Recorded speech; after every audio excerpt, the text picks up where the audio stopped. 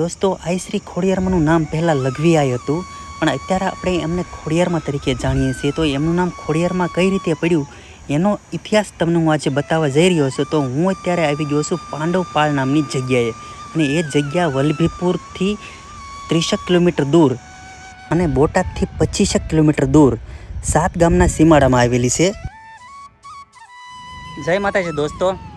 તો આઈ શ્રી ખોડિયારમાંનું નામ માં ખોડિયાર કઈ રીતે પડ્યું એનો ઇતિહાસ આજે હું તમને જણાવવાનો છું, માટે મારો વિડીયો તમે પૂરો જોજો. હું અત્યારે આવી ગયો છું બોટાદથી 25 કિલોમીટર દૂર પાંડવપાળ નામની જગ્યાએ, બરાબર.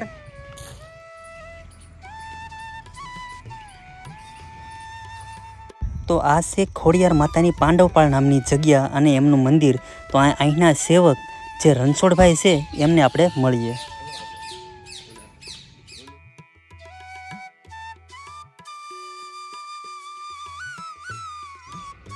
જય માતાજી દોસ્તો.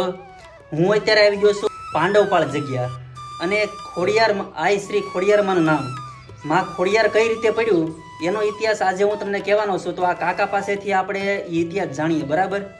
જય માતાજી કાકા. જય માતાજી. હા, તો રણછોડભાઈ, આપણે આઈ શ્રી ખોડિયારમાંનું નામ કઈ રીતે પડ્યું એ અમારા બધા જે ભક્તો છે એમને તમે જણાવશો ને? આજે આ જગ્યા પાંડવપાળ માતાજીને ભાઈને મેરઠિયાભાઈને શરબદસ્ત થયા હતી. અમીરનો કૂપો લેવા માતાજી ગયેલા, એને પગે ખોટ આવી, નાસી આ ખોડિયાર નામ પડ્યું એ અચાનક. બરાબર. જે માતાજીને પગે ખોટ આવી અને એનું નામ ખોડિયારમાં પડ્યું એ જ આ જગ્યા, એમ ને? એ જગ્યા. આ જગ્યાનું નામ કાકા? પાંડવપાળ. બરાબર. આ જગ્યાનું નામ પાંડવપાળ નામની જગ્યા છે.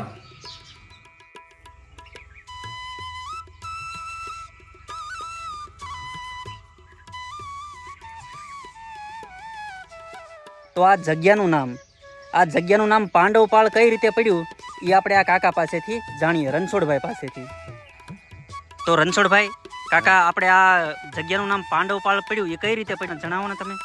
આ જૂનું વલભીપુર એટલે વડા ગામ, આ એનું તળાવ, એને પાળથી પાંડવો અહીંયા આવેલા. પાંડવે આવીને આ સ્થાપન કરેલું, અહીંયા રાત રહેલા, અહીંયા ભોંયરું હતું.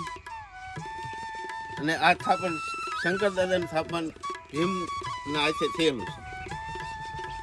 બરાબર. એટલે એ ઉપરથી આ નામનું નામ પાંડવપાળ પડ્યું, અને આ પાળ જ છે, જોવો ને, બરાબર ને? હા, પાળ છે. જય માતાજી દોસ્તો. તો હું અહીંયા દર્શન કરવા આવ્યો, અને ખરેખર દર્શન કરીને મને ખૂબ જ આનંદ થયો.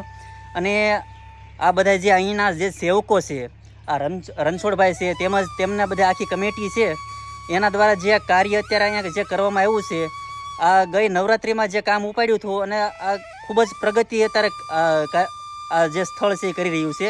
અને દર્શનનું સ્થાન છે, તમે કોઈ પણ વખતે અહીંયા આવી શકો છો. અને ખરેખર બહુ જ સારું એવું સ્થળ છે પાંડવપાળ, અને ખોડિયારમાંનું જે નામ પડ્યું એ આ જ જગ્યાએથી પડેલું, બરાબર. એટલે તમે દર્શન કરવા ગમે ત્યારે અહીંયા આવી શકો છો. અહીંયા દોસ્તો એક વાત તો પાકી છે કે ગમે ત્યારે કોઈ પણ ટ્રેન નીકળે તો અહીંયા એને હોર્ન મારવો જ પડે છે. આઈ શ્રી ખોડિયારમાંના ભાઈ વીરો મેરખીઓ જ્યારે ભેંસો સારવા જાય છે અને ત્યાંથી એમને સર્પદંશ થાય છે અને મૃત્યુ પામે છે, જ્યારે એમને બચાવવા માટે આઈ શ્રી ખોડિયારમાં પાતાળ લોકમાં જાય છે અમીનો કુંભ લેવા માટે, અને ત્યાંથી આવતી વેળાએ એમને પગમાં વાગે છે અને ત્યાંથી એને પગમાં ખોટ આવે છે. એ જ આ જગ્યા છે પાંડવપાળ નામની જગ્યા. અને ત્યારથી આ જગ્યા ઉપરથી આઈ શ્રી લઘવી માનું નામ મટીને આઈ શ્રી ખોડિયારમાં તરીકે પ્રખ્યાત થયું, જાણીતું થયું. તો દોસ્તો ખરેખર આ જગ્યા ખૂબ જ સરસ છે, વિશાળ છે અને રહેવાની સગવડતાવાળી છે. તમે અહીંયા કોઈ પણ સમયે આવી શકો છો. તો હું અહીંયા મારો વ્લોગ પૂરો કરું છું. તમને ગમ્યો હોય તો લાઇક, શેર અને સબસ્ક્રાઈબ કરવાનું ભૂલાય નહીં, બરાબર. જય માતાજી, જય ખોડિયારમાં.